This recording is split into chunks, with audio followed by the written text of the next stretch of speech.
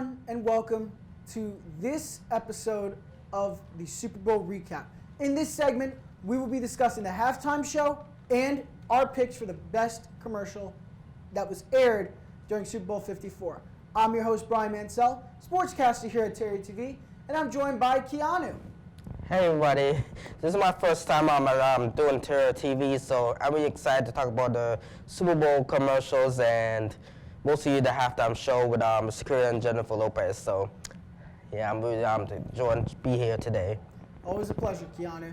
So let's start off talking about the commercials. We had plenty of great commercials and some that were a little lackluster.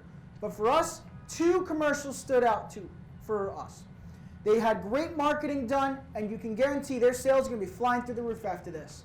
Keanu, what was the best commercial to you? My best commercial in the Super Bowl has to be the John Krasinski and the Chris Evans commercial of the car promotion. I can't remember the name, but that commercial is really hilarious to me because they really use their Boston accents. I know that these guys were originally from Boston, Massachusetts, and the way they play accents is very hilarious to me. It's like, hey, how you doing? Well, I can't really pronounce it correctly, but I know you can do it. I know what you're talking about. You're talking about the whole commercial involving the Boston accents where they're going, hey, yo, how'd you park your car? Like, I got what you're saying there. Yeah. So, like, they were using, so it's interesting to incorporate actors like Chris Evans, John Krasinski, some athletes even, including David Ortiz, who are traditionally fans of either Boston teams or played for teams in Boston, like the Red Sox for David Ortiz. Mm-hmm. So what really stood out to you in that commercial that made it so great? Well, I have to say, that my Chris Evans, because I've been watching this guy's films for almost like when I was from my childhood to now, like from the first Fantastic Four film from 2005 all the way up to the Marvel movies until he decided to retire Captain America and Avengers Endgame. And I have never seen. I was going to see Naruto, but I couldn't. But anyway, I saw that commercial with him with John Krasinski and can't remember the movie's actor's name, but I think I remember from a movie, I guess. But yeah, the reason why I like this commercial is that the way how it influence their culture, and that most so has to do with the car that John Krasinski was first pulling up a car that a new car that doesn't. I can't remember the name of the car. I think it's called was it a Nissan, I believe? I think it was a Nissan commercial. Yeah, or a Subaru or something like that. Yeah, so it was some kind of first car that they can drive without probably with the car keys or anything. Like it can move over back, like pull over, or just pull it back in the parking lot. Well, yeah, that. Okay, well, for me, and that's a great choice for the commercial because I thought that was very funny and really helped the campaign for the car company. And for me, I think my best pick has to be the Mountain Dew commercial that they did with Bryan Cranston.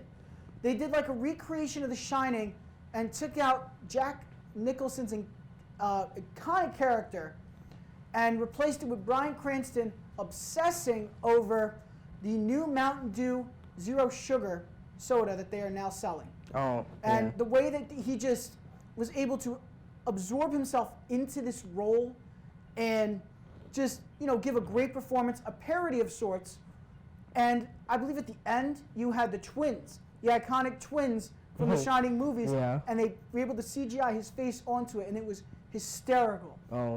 It's definitely going to give me nightmares for about a week, but it was a very funny commercial. I think it really helped Mountain Dew's campaign because they always take things to the extreme. Yeah. Yeah, I couldn't get to see the commercial, but I know where you're going. I was imagining in my head that it looks, to me, I would say that was pretty interesting and very, was it funny, right? Yeah, I thought it was funny, a little creepy, but it was pretty funny. On it, yeah. And, that's our two picks here for the commercials. The Mountain Dew Zero Sugar commercial with Bryan Cranston and the car commercial involving John Krasinski and David Ortiz. Great selections. And now we move on to the halftime show. Mm-hmm. The halftime show this year featured Jennifer Lopez and Shakira, bringing a new Latin American twist into the Super Bowl. For the first time, we had two Latin women performing at the Super Bowl. Never happened before. I mean, Keanu, what did you believe when you watch this Super Bowl halftime show, how did it compare to those in the past? Well, to me, this was the first time they had both Latin American female singers be a part of the Super Bowl, because prior to that, there was only like either a black singer, like I'll say like Ray Charles and mostly Prince and all, and Whitney Houston, and also for like last year's Super Bowl Maroon 5 halftime. last year? Yeah, like Maroon 5, yeah.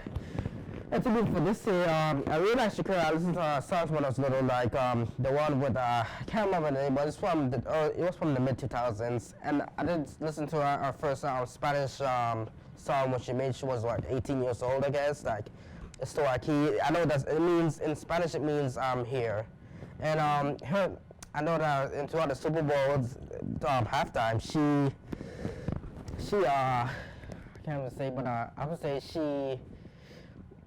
I could say that she had a little she make a very good like performance, like Yes, yeah. she had a very good performance. Yeah, and then she do a little throwback to one of her songs she made throughout her career, and then after that I know that we see Jennifer Lopez performing there, and I know some of the songs I listened to, like I listened prior when I was little, and I think that's what I have. I want to explain more is this a lot more things.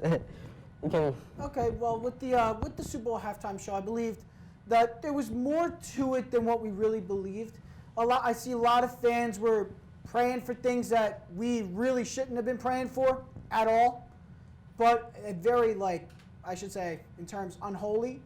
But for what it meant to the community of Miami, especially for the city of Miami, the culture surrounding Miami is Latin. It is Latin American. The culture is from immigrants who came from Cuba and Puerto Rico and the Caribbean, and they all came towards South Florida, mainly into Miami, where the culture thrived and grew into something bigger.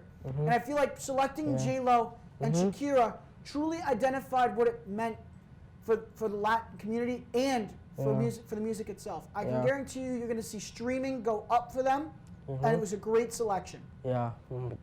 100%. Yeah, very 100%. And also because mostly Miami has a lot of Hispanic cultures in the past. I know that because mostly it was mostly like Florida was originally a Spanish colony until U.S. gained it like I